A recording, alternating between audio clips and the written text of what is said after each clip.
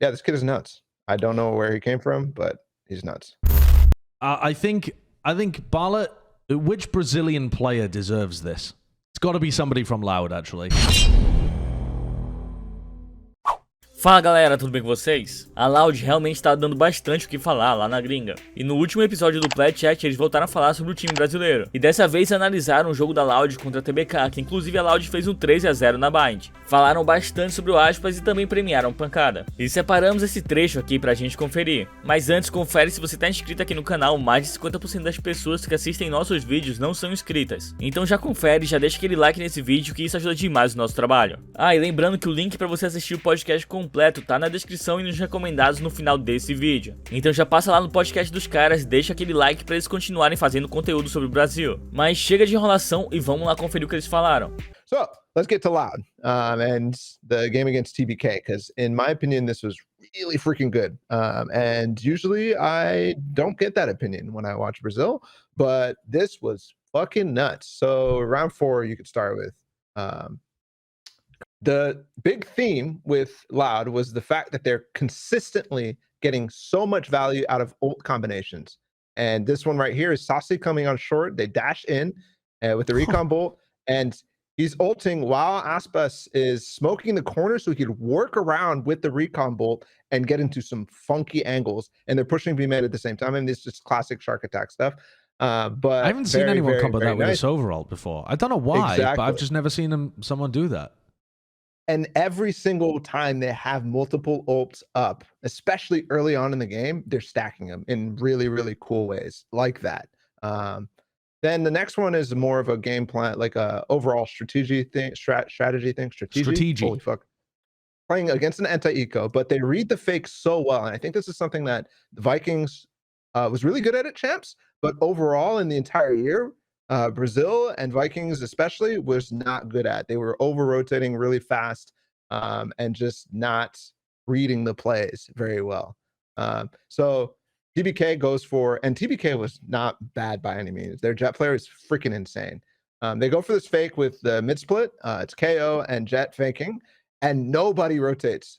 Maybe a little bit, but Sadak plays so good in response to this, right? They see, okay, it's going to be a fake, and Sadak's just holding a flash, and he just clears tree late in the round after they realize that it's a fake, and there's 2 players here to just receive. It's really, really nice, and something that I think was lacking in previous iterations of the top Brazil teams. They look insane, like really good guys. It's also cool to see Sadak on a different role too. He's been able to have so much more impact playing like duelist or KO or something like that compared to being on the compared to just being on Sentinel the entire time.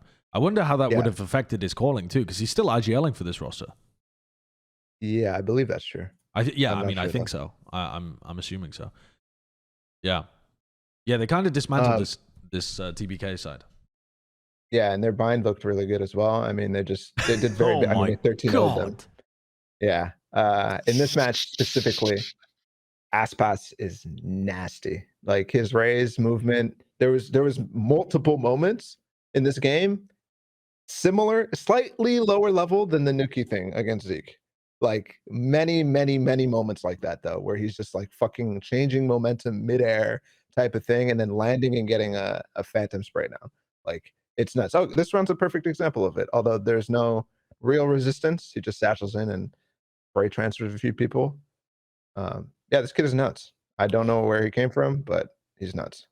He was oh my god, the guy's playing Quake. Yeah, I can't remember. On top of all this, there's a smoke, there's a molly in there, there's a follow-up molly. They have elbow controlled perfectly well. I mean, the executes were fantastic out of this team. Aspas has been talked about for a long time in the Brazilian scene. I'm really not sure why he hadn't been picked up already. I don't know whether it was like some politics thing or what, but age maybe. I'm not sure. I'm not sure. I don't think it was an age thing, but perhaps.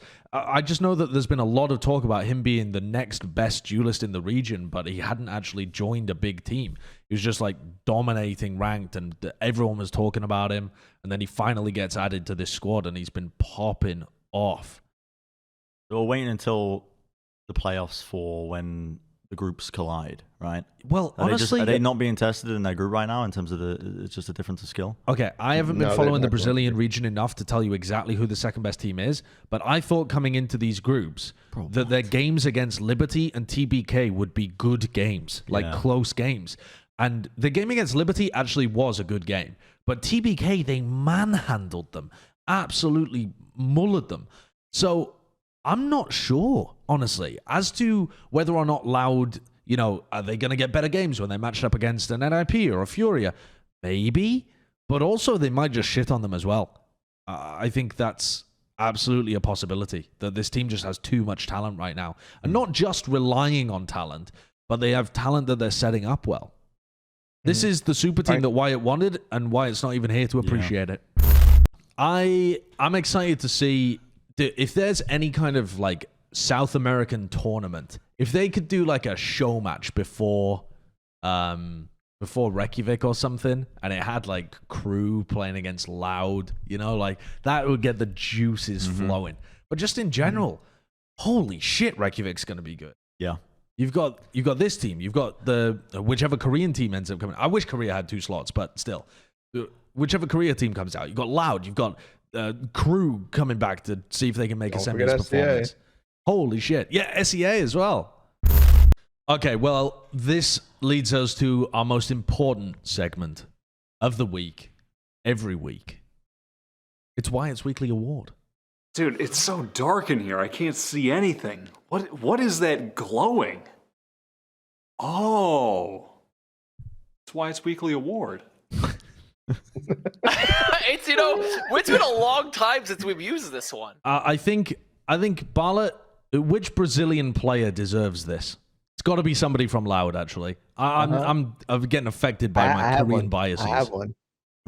Pancada. This guy is the nastiest little Astra player, most disciplined dude I've seen in Brazil for sure. Couple rounds, nasty. Nice. 5 followers. Yo, gas this up. That's got to be the wrong link. Gas it off. This is the most underrated player. This is the player you've never heard of. He's got 5 followers on Twitter. This got to be the wrong Very link. underground. Dude, this is so underground. Holy. Wow. He doesn't even have a profile picture. Yeah, I was very impressed with Pancada every time I watched this team play. And even more impressed because he wasn't one of the big names I was expecting to get blown away by. It's him and Les that are the least star names on the roster. But Pancada, well, that's what they called the team, right? It was like Pancada and Friends or something at the beginning. Yeah, amigos, yeah. Yeah. Mas e aí, qual a sua opinião sobre tudo que eles falaram? Você concorda, você discorda? Deixa a sua opinião aqui nos comentários, deixa também aquele like, se inscreve no canal pra não perder nada. Aquele abraço e até o próximo vídeo.